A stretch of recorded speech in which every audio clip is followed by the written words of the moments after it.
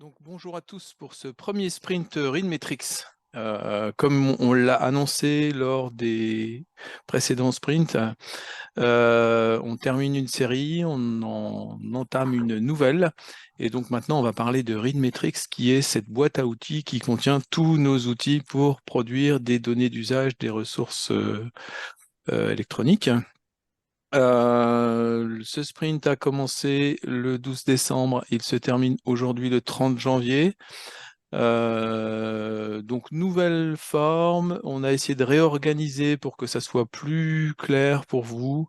Comme on a beaucoup d'outils, les présentations se succédaient avec plein de petits trucs, c'était un petit peu dispersé, on a essayé de réorganiser pour que ça soit plus compréhensible et plus accessible. On a aussi décidé d'adopter une nouvelle démarche dans le sens où nos sprint reviews seront plus thématiques. Cette première revue, elle va être orientée utilisateur. Donc en fait, on va essayer de que ce soit des choses qui vous parlent. Donc il y aura moins de choses techniques que ce qu'on pouvait faire par le passé. Par contre, il y aura certaines revues qui seront orientées plus techniques parce qu'il y a des moments où il faut quand même montrer un peu ce qu'il y a dans le moteur pour que vous compreniez un peu nos problématiques et ce qui se passe. Donc aujourd'hui, une présentation essentiellement centrée sur une démonstration par rapport à les nouvelles fonctionnalités qu'on va vous proposer. Donc les, les points clés donc, que vous avez reçus par mail, hein. Donc là, on arrive vraiment à cette migration là avec les bêta-testeurs, les nouveaux utilisateurs, on en parlera tout à l'heure. Et puis un petit point. Et puis cette démonstration qui nous sera faite par Tom. Alors merci de Merci de fermer couper vos vos micros, s'il vous plaît. micros. Peut-être que je peux. Thomas, si tu veux couper les micros. Voilà, Voilà, merci. merci. Merci, vous m'entendez toujours moi. Donc voilà, l'élément clé de la présentation, ça sera cette démonstration qui sera faite par Tom, sachant que bien sûr, tout le monde travaille sur plein d'aspects cette boîte à outils. Je te passe la main. Ah oui, non, ce que je peux dire aussi, c'est que dans la présentation, vous verrez, enfin, Fred en reparlera, mais on a mis une petite frise qui vous permet de vous repérer de quel outil on parle dans la boîte à outils. Parce que bien sûr, le truc, c'est que tout est interconnecté et il y a des liens entre les différents aspects de la boîte à outils. Voilà. Merci, merci Dom. Bonjour à tous. Et on a une petite pensée aussi pour notre collègue Yannick, Oui. qui est malade. Et c'est pour ça que c'est Tom qui a pas mal travaillé avec Yannick sur cette nouvelle interface. C'est lui qui va donc faire la présentation aujourd'hui. Donc bonjour à tous. Et puis ben, aussi, on veut vous souhaiter une bonne année 2024, hein, puisqu'on peut le faire encore aujourd'hui. Donc on va démarrer l'année avec aussi l'animation de la communauté qui continue avec Readmetrics. Et notamment, on a fait un bilan parseur, donc très sommaire, parce que ce bilan, vous pouvez maintenant le consulter directement sur le blog. On a un bilan complet de l'année 2023 qui est donc disponible sur le blog. Et puis, on a commencé un nouveau bilan 2024. Et d'ailleurs, on remercie nos collègues de Lille qui ont fait de nouvelles analyses pour des parseurs, des mises à jour de parseurs. Et puis, on a aussi travaillé sur un nouveau parseur, une nouvelle collaboration avec notre collègue Stéphane Gully de la BES. Et donc, on travaille sur un parseur pour test.fr. Voilà, donc ce que je pouvais dire par rapport aux journées parseurs. Au niveau du blog, on a mis en ligne un nouvel article. C'est un tutoriel qui va vous permettre de travailler facilement dans vos tableaux de bord Kibana. Ça va vous permettre d'enregistrer des requêtes et des filtrages sur vos tableaux de bord et de pouvoir les réutiliser facilement en les nommant. Et donc, ça peut être un avantage pour vos collègues qui vont ensuite consulter ces tableaux de bord, d'avoir des listes bien, de préfiltrage sur ces tableaux de bord. Donc, cet article, il fait aussi l'objet d'un support. Pour nos sessions des supports mutualisés, eh bien, on l'utilise comme modèle pour faire des tests.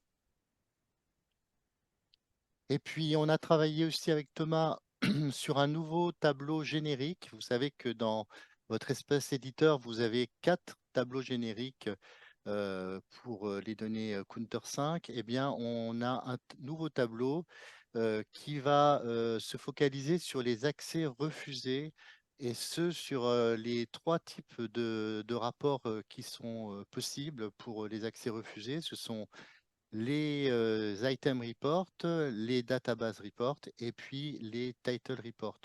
Donc, ce tableau, eh bien, il fonctionnera sur les 3 types de rapports. Et donc, nos collègues du groupe GTI, nous avons 3 collègues qui vont tester ce tableau dans leur espace. Et puis, on vous fera un retour donc d'ici le mois de mars. Et on essaiera donc de charger progressivement ces nouveaux tableaux au printemps dans vos espaces éditeurs. Et je vais laisser la parole à Thomas. Merci Frédéric. Bah, juste un petit point sur l'animation de la communauté, même si c'est un poil plus large que ça. On a fait une proposition de présentation à la conférence Counter qui va se tenir en ligne cette année, au mois de mai. Plutôt à destination du public anglophone, mais pas que. En fait, ça concerne vraiment tous les collègues qui utilisent Counter de par le monde. Et donc, notre proposition, elle va tourner autour de la proposition de parler du dispositif Readmetrics dans son ensemble et EasyCounter en particulier. Donc, le dispositif qui nous permet de collecter pour tous les établissements leurs identifiants sushi pour la récupération Counter, et puis ce que nous on met en œuvre derrière en termes de moissonnage, en termes d'interface, en termes d'outils de suivi, de monitoring, et dont on va vous montrer une avant-première tout à l'heure dans la démo de ce qui sera le service EasyMesure post-migration dans quelques semaines. Frédéric, je te laisse la main à nouveau. Oui, merci Thomas. Donc, Dom vous en a parlé au début de la sprint. Vous voyez en bas de l'écran, donc, eh bien, les petits repères qui permettent de savoir où vous en êtes dans la présentation.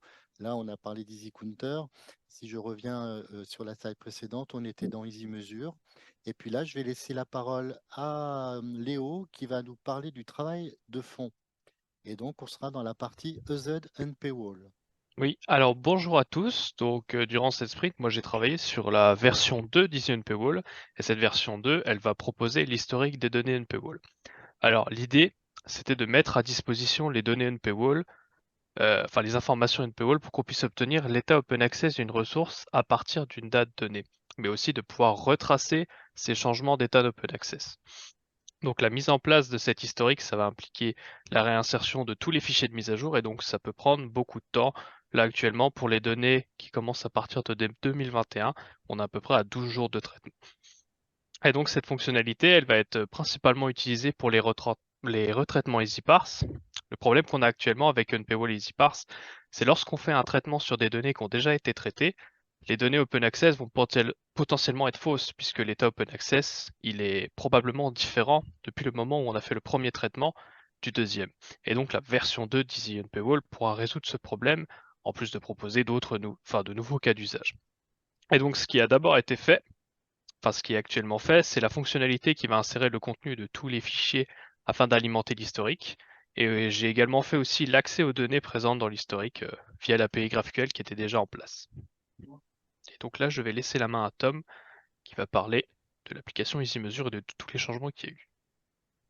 Exactement. Et je vais commencer avec Easy Report qui a pris une simplification au cours de cette sprint, notamment en termes d'affichage, puisque la liste des rapports auxquels on a accès n'est plus et par établissement maintenant et plus par utilisateur, ce qui fait que ça va être un peu plus clair et il y aura moins d'éléments. Les rapports aussi ne sont plus sous forme d'une liste infinie, mais de petites cartes avec un peu plus d'infos et des informations plus claires.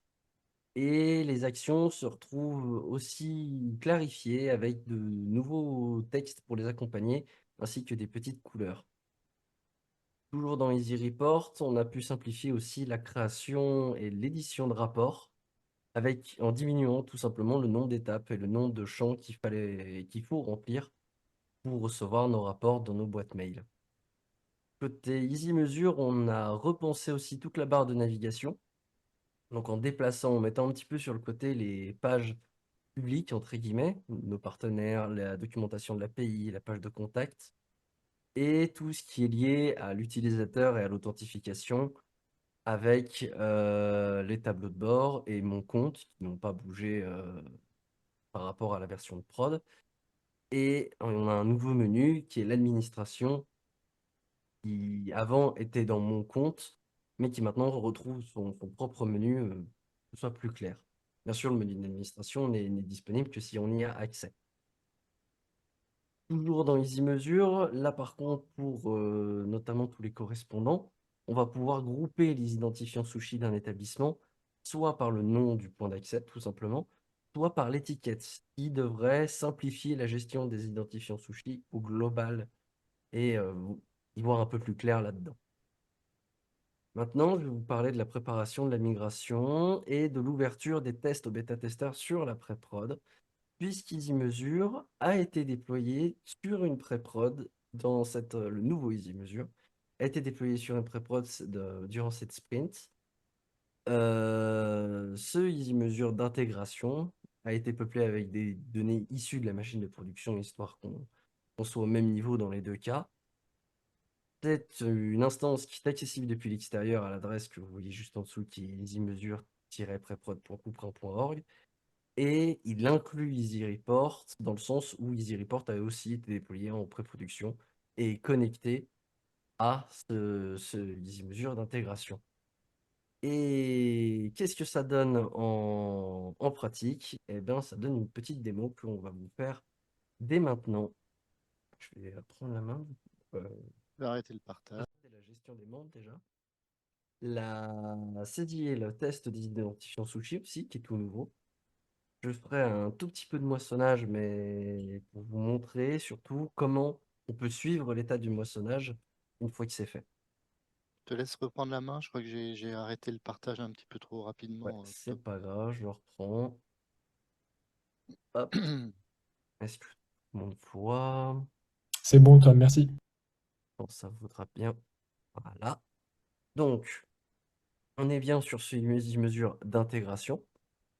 On va pouvoir se connecter avec les mêmes identifiants que sur le EasyMesure classique. Ça ne change pas. On a récupéré le plus de données possible. Voilà.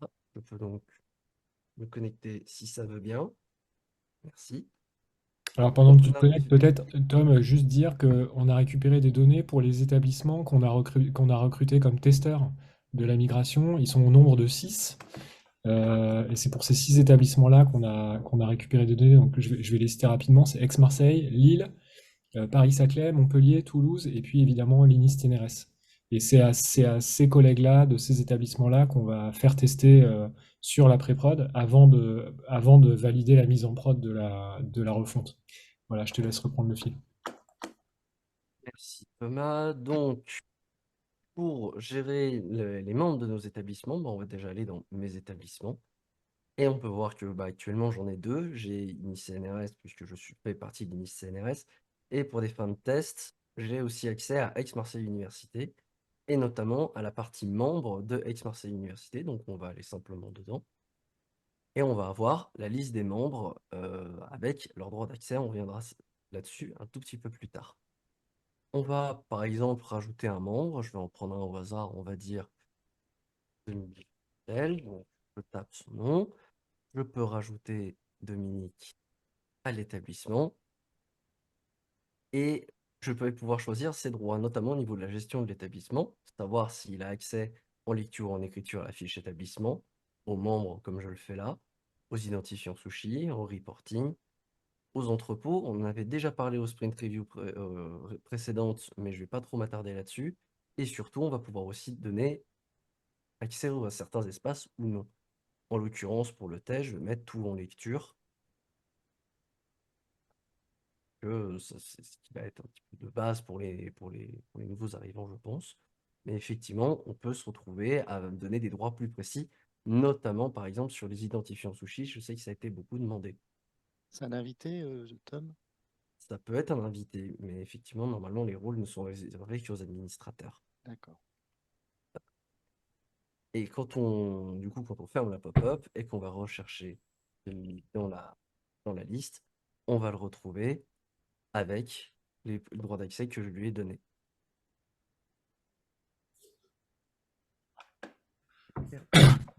Pardon.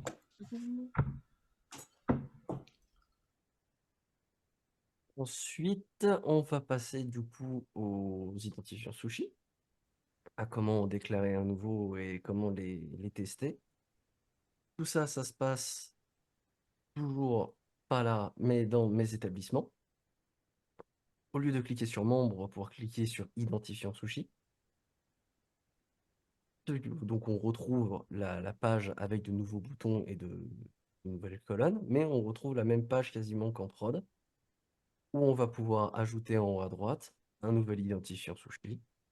On va prendre un point d'accès, par exemple Elsevier, au hasard. Parfait.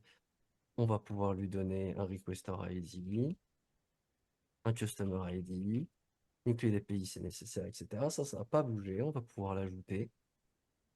Et ça va nous proposer de reprendre notre saisie, puisque la saisie était terminée. En l'occurrence, dire oui, je reprends ma saisie. La saisie est en cours. Et normalement, Elsevier, j'ai Engineering Village. Parfait. Faire mise à jour, requester ID, etc. Et après, je vais pouvoir tester directement ce point d'accès en cliquant sur le petit bouton ici, vérifier les identifiants. Et au bout d'un certain moment, ça va me dire identifiant invalide, clé d'API invalide, c'est normal, j'ai rien renseigné. Et on va pouvoir faire comme ça avec tous les autres identifiants qui sont là. Et on a un bouton d'ailleurs pour tous les tester un à un, sans avoir à cliquer 15 milliards de fois. Alors, je profite que tu testes les identifiants, Tom, pour expliquer aussi qu'il y a un grand changement dans l'interface et dans la méthode de test des identifiants Sushi. Dans la version actuelle, vous avez un test qui peut se faire, un test de connexion qui va se faire sur une API Sushi. Et selon les plateformes éditeurs, le test ne se fait pas forcément avec les identifiants Customer ID et Requester ID. Ce qui faisait que vous avez des plateformes qui avaient un test vert positif dans votre formulaire, mais au moment du moissonnage, on s'est rendu compte que ça ne fonctionnait pas. Donc, ça donnait une information qui était un petit peu erronée. On avait aussi le cas, par exemple, de la plateforme Kern, qui affichait toujours un code 500 et le moissonnage fonctionnait pour cette plateforme. Eh bien, les développeurs de l'équipe EasyTeam ont tout repensé, et c'est quelque chose qu'on ne voit pas, mais qui est important de savoir. Les identifiants, le test des identifiants maintenant est fiable, puisque c'est carrément un test de pré-moissonnage avec à la fois donc l'adresse de l'API et les identifiants. Ce test, sans rentrer dans les détails, va se faire sur un rapport qui est le plus commun à l'ensemble des rapports Counter 5, c'est le rapport Platform Report que normalement tous les éditeurs doivent fournir lorsqu'ils donnent des données d'usage. Donc ce test avec vos identifiants, eh bien, vous allez avoir maintenant deux résultats. Vous allez avoir le résultat, les identifiants sont invalides ou sont fonctionnels. Alors quand ils sont fonctionnels, c'est parfait, ça veut dire que au moissonnage, ils vont fonctionner et là, vous n'avez rien à faire. Et dans le cas de, vous voyez, à l'endroit où il y a la petite clé, eh bien, les identifiants sont invalides. C'est cette partie-là qui va vous intéresser et que vous pourrez aussi filtrer pour avoir uniquement ces identifiants invalides. Et ce sera à vous de corriger la fiche des identifiants ou éventuellement de redemander les identifiants auprès de l'éditeur. Parce qu'on s'est rendu compte aussi pendant ces tests que les plateformes éditeurs ont changé un petit peu leur méthode de fonctionnement et maintenant vont demander chaque année donc aux ayants droit, enfin aux établissements de demander de nouveaux identifiants chaque année. Et ça, c'est nouveau, on s'en est rendu compte sur la plateforme OUP, par exemple. Si vous ne demandez pas ces identifiants, eh bien, ils vont sortir en erreur chaque année, donc ça va poser un problème. Et on s'est rendu compte de ça par rapport au test. Et je crois qu'on pourra montrer d'ailleurs un exemple quand le test sera fini. on se rend compte que le message est clair et les identifiants ne sont plus valides. C'est-à-dire qu'ils ont une durée de vie d'1 an. Voilà. Donc, on a peut-être. T'en es où au niveau du test? C'est presque fini. 20 identifiants non Voilà. testés, mais il y a quelques identifiants invalides. Et ça nous dit, ah bah parfait. Bril Voilà. est un bon exemple sur ce que disait Fred juste avant. En l'occurrence, quand on va sur identifiant invalide, ça va nous donner pourquoi les identifiants ne sont pas invalides. Et en l'occurrence, ça nous dit que des nouveaux identifiants sushi sont requis et qu'il faut aller les régénérer sur la page de l'éditeur. Voilà, donc vous devez aller chez l'éditeur et dans la partie sushi, redemander donc la génération des identifiants. Donc pour l'utilisateur au niveau du formulaire EasyCounter, c'est plus simple parce que vous n'avez qu'à suivre cette colonne identifiant invalide pour faire des corrections. Vous avez à côté, tu veux bien remonter Tom, s'il te plaît? Vous avez à côté donc points d'accès problématiques. Alors là, ces points d'accès problématiques, ça va vous donner une information sur des points d'accès qui n'ont pas fonctionné au niveau des tests ou au niveau peut-être du moissonnage, je ne sais plus. Mais vous n'avez pas à intervenir dans cette partie-là, c'est l'équipe EasyTeam qui va intervenir puisque c'est sûrement un problème de communication entre l'API et la plateforme de moissonnage.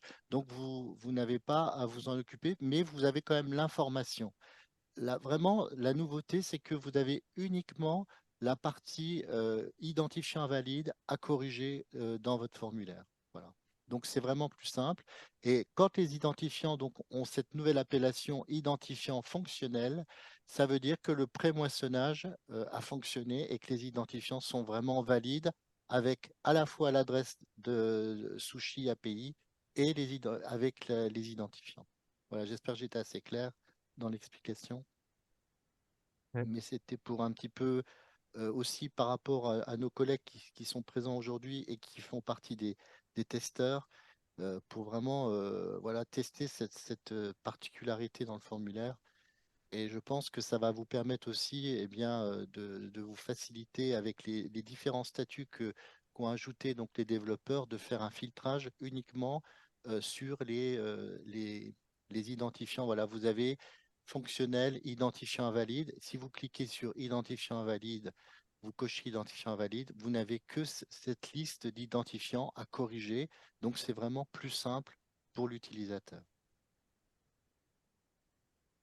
Bon. Une fois que, du coup, je vais reprendre sur le cours de la démo. Une fois qu'on a fait nos modifications sur les identifiants sushi, je ne vais pas attendre que les 20 derniers identifiants soient testés. On peut recliquer sur valider mes identifiants. Vos identifiants sont en cours de saisie, blablabla, valider mes identifiants. Ça, c'est comme en prod, ça n'a pas bougé. On a le bouton reprendre ma saisie, ça nous dit bien saisie terminée le 30.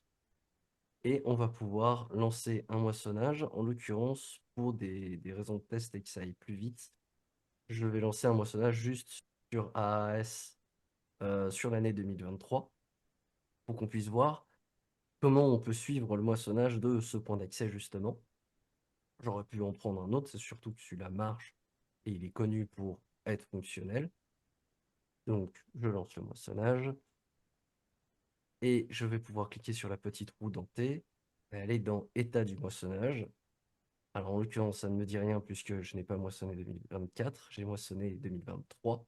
Et là, on va voir beaucoup plus d'informations, avec notamment que les DR sont en erreur, mais connaissant la plateforme, c'est peut-être parce que le DR n'est pas supporté par la plateforme. On peut voir que certains rapports sont en attente, que le moissonnage a été programmé, mais on ne l'a pas encore lancé, que certains rapports sont en cours de moissonnage, justement, et que d'autres ont réussi, et on va pouvoir avoir un peu plus d'informations, notamment le nombre d'éléments de rapport qui ont été insérés, ou le nombre d'éléments de rapport qui ont été mis à jour. Si je réactualise, normalement, voilà. Là, on voit que le moissonnage pour AAS sur 2023 c'est terminé. Et c'est plutôt bien terminé pour en tout cas les rapports qui sont effectivement supportés. Et cette information, elle est disponible pour chaque point d'accès. Exactement. Là, on peut préciser qu'il y a une petite nuance entre ce que prétendent les éditeurs et puis ce que leurs plateformes sont capables de faire réellement, en particulier parce que typiquement là, on va quand même consulter le registre pour savoir ce qui est censé renvoyer les types de rapports que sont censés renvoyer la plateforme. Donc normalement, AAS est censé renvoyer les DR, mais pour de vrai, en fait, non. Voilà. Et c'est ce qui explique le rouge. Voilà. Exactement. Bah, disons que dans l'optique counter, on est quand même toujours dépendant de ce que les éditeurs font concrètement. Et là, on a réduit un peu cette dépendance en utilisant une route qu'on moissonne directement pour faire ce fameux test, ce qu'on ne faisait pas avant. Donc ça élimine un tout petit peu d'incertitude, mais ça élimine pas complètement le fait on dépend des éditeurs pour récupérer des rapports. S'ils disent qu'ils les fournissent et qu'en fait ils les fournissent pas, bah, c'est des rapports qui vont continuer à apparaître en erreur. Mais ces cas-là vont être nettement diminués par rapport à la version actuelle où on moissonnait tout sans distinction. Là, on fait un peu la distinction en partant de la déclaration de l'éditeur. Donc on reste dépendant de l'éditeur quand même à cet endroit-là. Mais normalement, vous devriez avoir un volume d'erreur qui va diminuer considérablement. C'est-à-dire que dans la plupart des cas, les rapports qu'on va moissonner sont fournis par les éditeurs quand ils disent qu'ils le fournissent, et on ne va pas moissonner des rapports qui ne sont pas déclarés comme fournis par l'éditeur. Donc ça, voilà, le volume de points d'exclamation rouge va diminuer assez considérablement normalement. Et puis on pourra aussi utiliser ces affichages pour faire des retours au comité exécutif et au comité technique counter en leur disant, voilà, nous on constate que pour tel et tel et tel point d'accès, les rapports qui sont censés être fournis ne sont pas fournis. Et du coup, demander aux éditeurs de venir corriger leurs fiches sur le registre counter, là, dont j'indiquais le lien sur le chat. Et comme ça, il y a une sorte de boucle vertueuse qui se met en place parce que nous, on va pouvoir faire des retours circonstanciés à tous les éditeurs pour lesquels on relève des erreurs qui sont de leur ressort. Exactement. Et après, une fois que le moissonnage s'est terminé, on pourrait très bien aller dans nos tableaux de bord, se reconnecter. Donc, je crois que je suis administrateur, donc on va voir tous les espaces, mais c'est pas grave. Et normalement,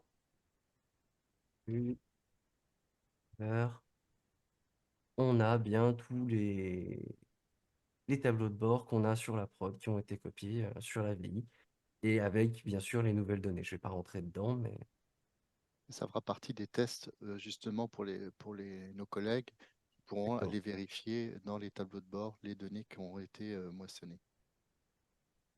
Tout à Et fait. peut-être juste une précision, parce que c'était peut-être pas explicite, mais le fait que vous testiez vos identifiants sushi, déclenchant la moisson d'un petit morceau d'un rapport pour un tout petit morceau de temps, pour nous permettre de dire ça va fonctionner, ne déclenche pas automatiquement la moisson complète des données pour cet éditeur. Ça reste encore à notre charge et c'est encore fait de façon asynchrone, pas tous les jours, mais tous les petits moments pour les établissements qui vont nous signaler avoir fini de saisir leurs identifiants sushi. Pour l'instant, il n'y a pas de lien technique entre le moment où vous validez vos identifiants et le moment où on moissonne. On a juste des éléments qui sont en train de s'aligner pour nous permettre de faire ça, mais ça viendra un peu plus tard.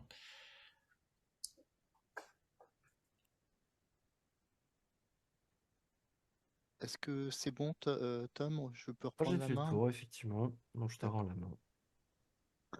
Merci Tom. Alors, je vais repartager mon écran. Voilà. Est-ce que vous voyez mon écran? C'est bon? C'est bon. Alors, eh bien, on arrive à la fin de la présentation, la première présentation Readmetrics. Et donc, eh bien, les prochains rendez-vous, ce seront donc eh bien, des webinaires et des supports mutualisés. On a un support mutualisé qui est programmé le lundi 5 février et qui est déjà complet. On fait une petite pause sur les supports mutualisés au mois de février pour permettre de préparer et d'organiser ces webinaires pour nos collègues qui vont tester la nouvelle interface. On a envoyé un evento justement à nos collègues pour leur proposer deux dates, le lundi 5 février 2024, ça va durer entre 1 heure et 1 h 30, hein, pour vraiment voir tous les points qui ont été évoqués pendant la sprint review. Et puis le mardi 6 février, pareil, l'après-midi, donc 1 h 30, et ce en distanciel. La prochaine sprint review donc aura lieu le 25 mars. On vient de changer la date.